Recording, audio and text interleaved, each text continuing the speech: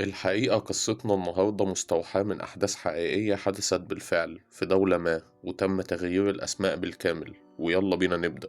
في يوم من الأيام كان في شاب اسمه محمود، شاب زيي وزيك، عنده حوالي 27 سنة، شغال في شركة تسويق. اتفق مع مراته علا إنهم يسيبوا الإيجار القديم ويشتروا شقة جديدة في عمارة شيك في منطقة هادية. الشقة اللي لقوها مناسبة ليهم كانت في الدور السادس رقم 13. أما علا شافت الرقم بصت لمحمود وهي متشائمة كده. محمود ضحك وقال لها: يا ست رقم وخلاص، ده احنا ما صدقنا لقيناها. الحقيقة إن علا كانت فعلا قلقانة وقلبها مقبوض من الرقم، بس وافقت عشان الشقة واسعة وسعرها فعلا مناسب.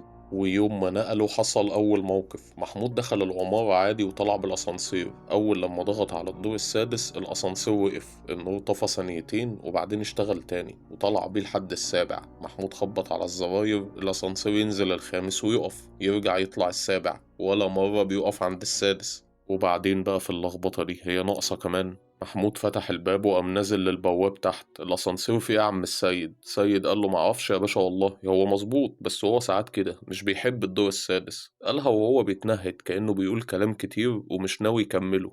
محمود ساب الموضوع وزهق وطلع على السلم. دخل شقته، كانت منورة وشكلها جميل وكل حاجة تمام، لكن حاجة واحدة لفتت نظره. محمود كان جايب الكلب بتاع أخوه عشان أولاده يلعبوا معاه يومين، بس وقف على باب الشقة ومش عايز يدخل، يشده مش عايز يدخل. علا بصت له وقالت له: هو بيعمل كده ليه؟ قال لها: يمكن خايف أول مرة يجي البيت الجديد. لكن الحقيقة إن الكلب كان شايف اللي هم مش شايفينه. عدى أول يوم وتاني يوم وعادي، كانت بتحصل أحداث خفيفة كده، يعني مثلا الصور اللي على الحيطة كانت بتقع لوحدها من غير ما حد يلمسها أصلا، ولا في أي تيار هوا، ولا في أي حد ممكن يكون هو اللي عمل كده. تالت يوم العيلة اتجمعت عشان تتفرج على التلفزيون. علا كانت بتحب مسلسل جديد بيتذاع على قناة مش معروفة، قالوا يتفرجوا عليه بدل ما كل واحد يقعد على التليفون بتاعه. وأول ما المسلسل بدأ لقوا عيلة صغيرة، زوج وزوجة وأم وبنت الصغيرة عايشين في عمارة جديدة. علا بصت لمحمود كده وقالت له: إيه ده؟ دول شبهنا قوي. محمود ضحك وقال لها: إيه يعني، ما في ناس كتير شبهنا. لكن الحقيقة إن محمود لاحظ حاجة غريبة جدا. الديكور اللي ظهر في المسلسل شبه شقتهم بالظبط، الريسبشن، توزيع العفش، لون الحيطة، حتى التلاجة نفس الموديل. محمود قال له: علا احنا اتصورنا واحنا مش واخدين بالنا ولا ايه؟ علا قالت له: يا عم عادي، صدفة طبيعي بتحصل. محمود حاول يقتنع، بس على اخر الحلقة العيلة في المسلسل حصل بينهم خلاف بسبب طبق اتكسر. وتاني يوم بالليل طبق فعلا وقع واتكسر في بيت محمود بنفس الطريقة وبنفس الحوار. محمود وقف مكانه، حس ان في حاجة مش طبيعية بتحصل، بس سكت، ما كانش عايز يخوف علا. ويوم بعد يوم المسلسل كان بيقول حاجات بتحصل في حياتهم، أقل التفاصيل، لحد ما في حلقة معينة حصلت حاجة مش طبيعية. في المسلسل الزوجة وقعت على السلم ودماغها اتفتحت.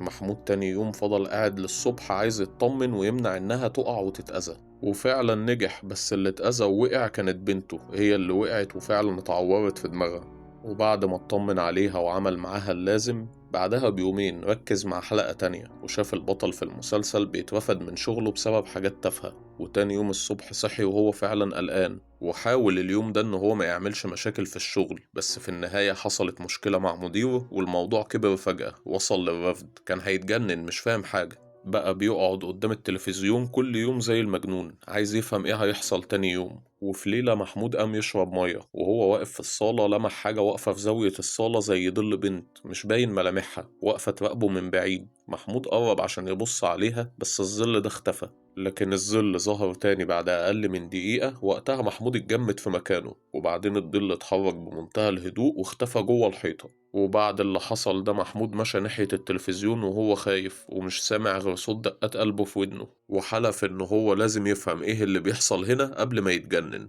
وفعلا تاني يوم قال إن هو يكلم الجيران. في الدور التالت لقى واحد اسمه عماد عايش لوحده.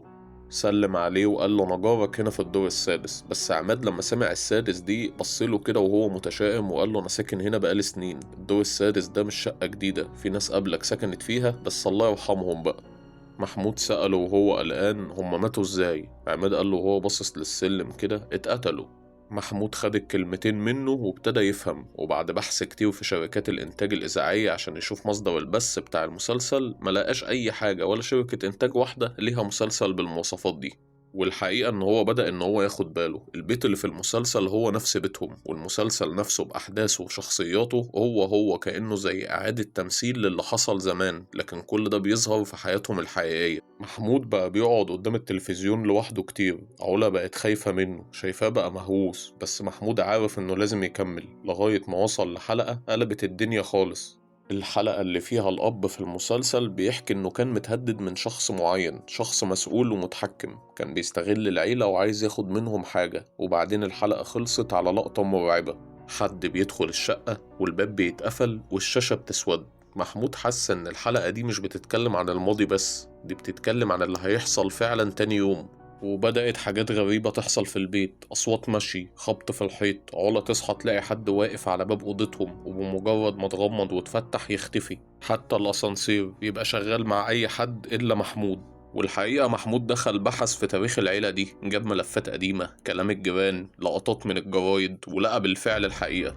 الأب كان فنان بيغني في الحفلات، واللي كان بيتحكم فيه كان منتج معروف اسمه فؤاد نجيب. المنتج ده كان مش كويس، بيستغل المواهب عشان ياخد منها فلوس، ولو حد رفض بيضيعه. ويوم الخلاف بينهم المنتج دخل شقة العيلة دي وخلص عليهم بدم بارد، وساب الموضوع على إنه انتحار جماعي ومحدش قدر يثبت. لكن بعد ما ماتوا مرتاحوش وسكنوا الشقة، ولما محمود سكن لقوا حد يسمعهم أخيرا. محمود وقتها فهم إن المسلسل اللي كان بيتفرج عليه ده مش مسلسل عادي، ده زي صرخة واعتراف وطلب نجدة. وفي ليلة محمود شاف الحلقة الأخيرة، والحلقة دي ما اتذاعتش قبل كده، كانت حلقة مختلفة، والشاشة ما جابتش العيلة القديمة، جابت محمود نفسه واقف بنفس القميص اللي لابسه وفي نفس الشقة. وقتها ظهر على الشاشة الكلام: لو سبتنا هنموت تاني، ولو ساعدتنا هنسيبك. محمود وقتها فهم اللي مطلوب منه، إنه لازم يواجه فؤاد نجيب، لازم يكشف الحقيقة. وبمساعدة صاحبه راحوا يدوروا على مكان فؤاد، لقوه في فيلته. ولما دخل محمود عشان يتكلم معاه ضحك فؤاد جدا وقال له: الناس دي ماتت من زمان، وانت كمان هتموت لو قربت من الموضوع ده، احسن لك تبعد. وفجأة الفيلا كلها بدأت تتقلب، الأبواب اتقفلت والهوا اتغير والأنوار بقت تطفي وتفتح بسرعة، ومحمود حس إن العيلة دي حواليهم دلوقتي. فؤاد كان بيصرخ زي المجنون، وفي آخر لحظة وقع على الأرض وبدأ يتشنج ووشه اتقلب واتسحب على الأرض لجوه، ومحمود جرى من الفيلا وسابه لمصيره. وأخيرا رجع البيت، لقى التلفزيون شغال لوحده، والعيلة اللي في المسلسل واقفين بيبصوا عليه، وبصوت واحد قالوا له شكرا، والتلفزيون طفى. وقتها علا ومحمود بصوا لبعض وعرفوا إن الموضوع كده خلاص انتهى. علا في نفس اليوم بالليل شغلت التلفزيون ولقت رسالة جديدة على الشاشة: الموسم التاني قريبا. وظهر وش جديد مش من العيلة القديمة، وش حد تاني، حد اتقتل وحد لسه عايز حكايته تتقال، وكان باصص لمحمود ومبتسم. ودي كانت قصتنا النهاردة. لو القصة عجبتك ما تنساش اللايك والاشتراك.